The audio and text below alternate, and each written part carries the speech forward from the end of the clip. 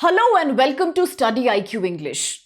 Let's talk about Arunachal Pradesh and more specifically, let's talk about the 8th Namdapha Butterfly Festival that shall be held here from 26 November onwards. Now this year the celebration marks the unique biodiversity of the Namdapha National Park, which is also a tiger reserve. The idea is to promote ecotourism.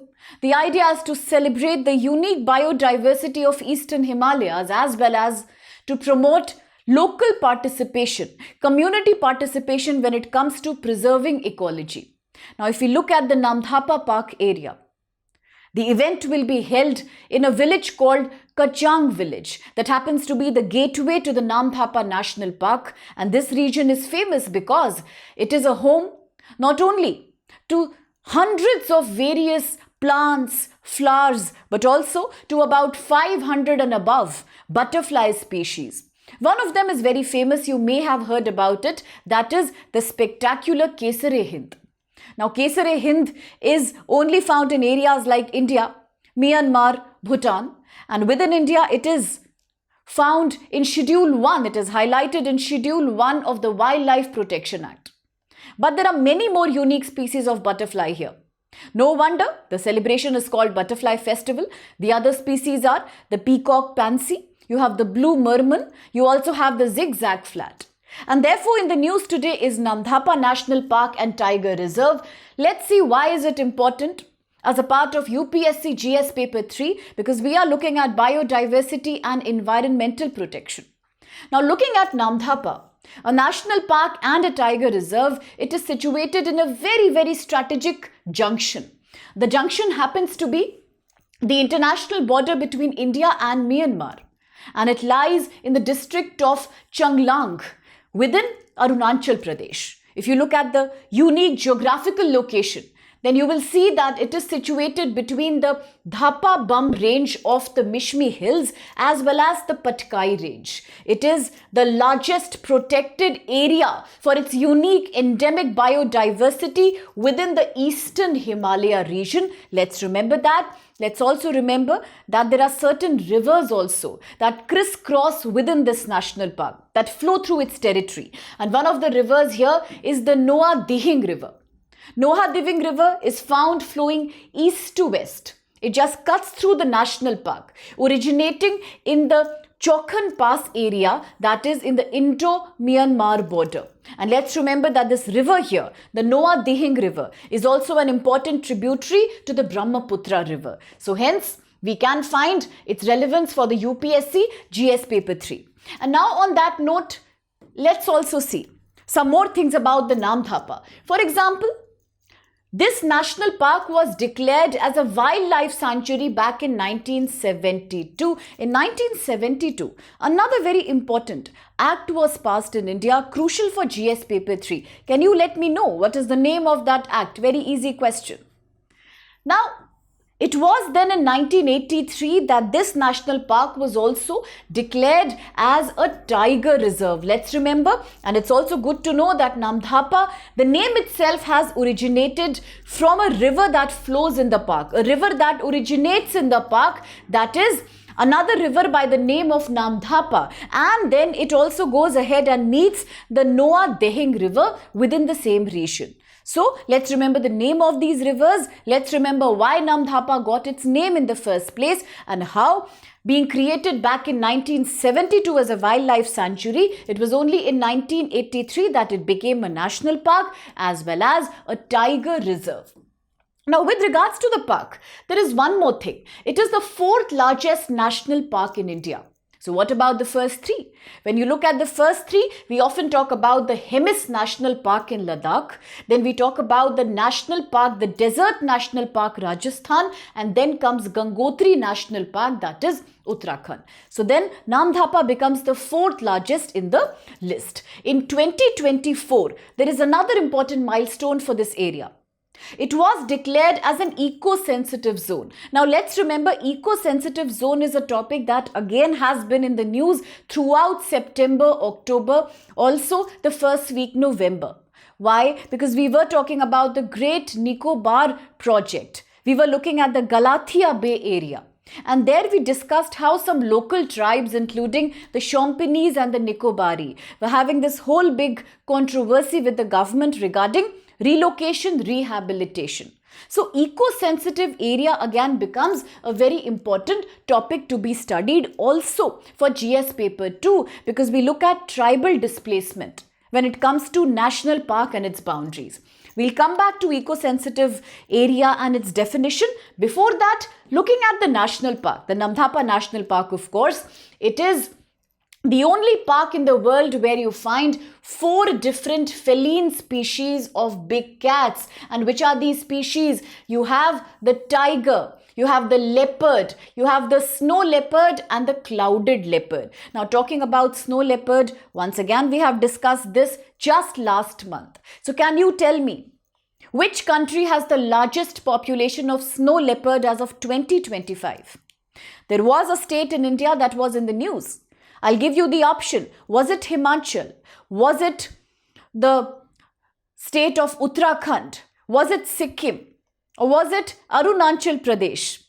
Out of these, which state was recently in the news for having seen a major jump and increase in the population of the snow leopard? Let me know all these answers. A great and a fun way of revising current affairs. And now coming back to the topic, yes, all these 4 are found here. Besides, many various varieties of lesser cats are also to be found here.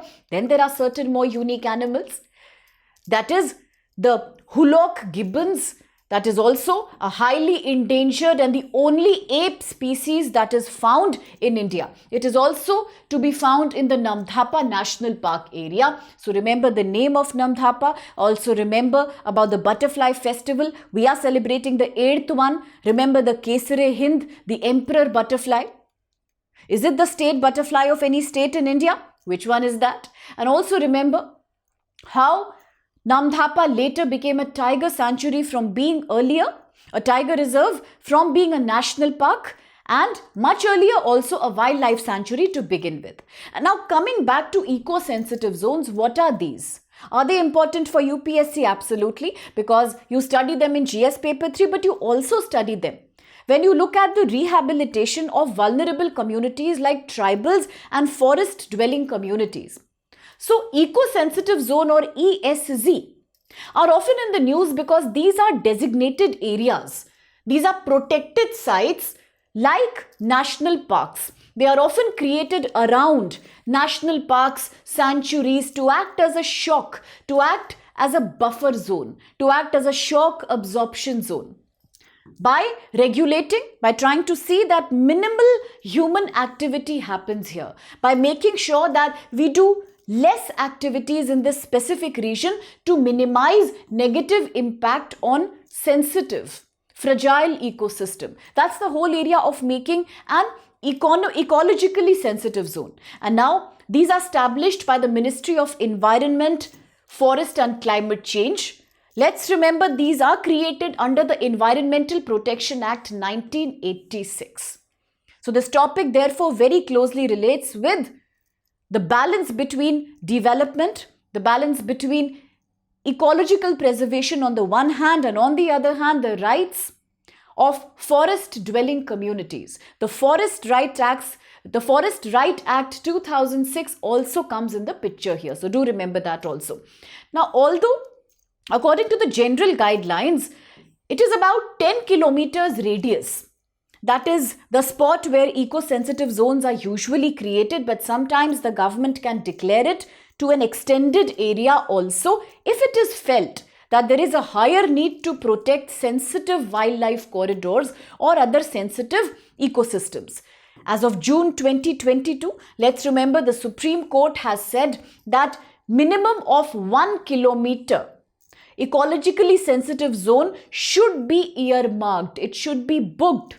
It should be categorized around all national parks, wildlife sanctuaries to prohibit all activities, whether it's mining, whether it's any kind of infrastructure creation within this protected zone. So therefore, it's a highly controversial topic, but very important for the UPSC. And now on that note, here's a look at a quick question with regards to the Namdapha, the butterfly festival that we celebrate. With reference to the Namdapha National Park, look at these statements. 1.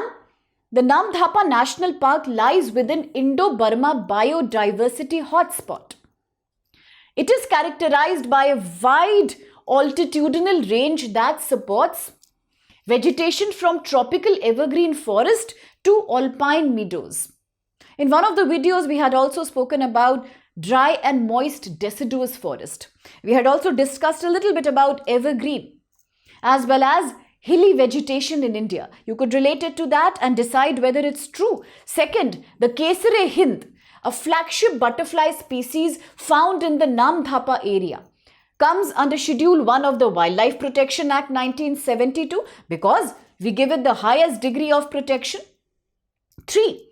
The Namdapha Butterfly Festival is organized only by the Department of Environment, Forest and Climate Change with no participation, no community-based organization interfering in it, no involvement. And last, the Namdapha is the only national park in India that is home to all 4 species of big cats like the tiger, leopard, clouded leopard and the snow leopard. So if you find the question fascinating, if you think it's a relevant topic, please try to answer. You can answer all other questions that we discussed as well. If you have any opinion, sentiment, comment, perspective that is UPSC relevant but non-political, please feel free to share it and we can take it forward as a discussion. Remember, the best way to learn current affairs is through interlinking. And that's the idea behind these short videos here. And before I can take your leave, there is an important announcement here. Today being 10th of November is also the day when we start our SIP initiative, that is Success in Prelims. For those who are writing the exam next year, this could be one last chance. Allow us to join you in your preparation and to be successful with you, because in this course we do an intensive prelims preparation by covering every topic for the upcoming exam. It's a crash course, and if you are interested, do not forget to use code SPLIVE, SP Live. Prices extremely affordable and attractive. You can choose your plan and then streamline your preparation. But for those who are writing in 27 or 28, we have equally attractive plan options. So do use code SPLIVE. Give a professional boost to your preparation today. Thank you so much.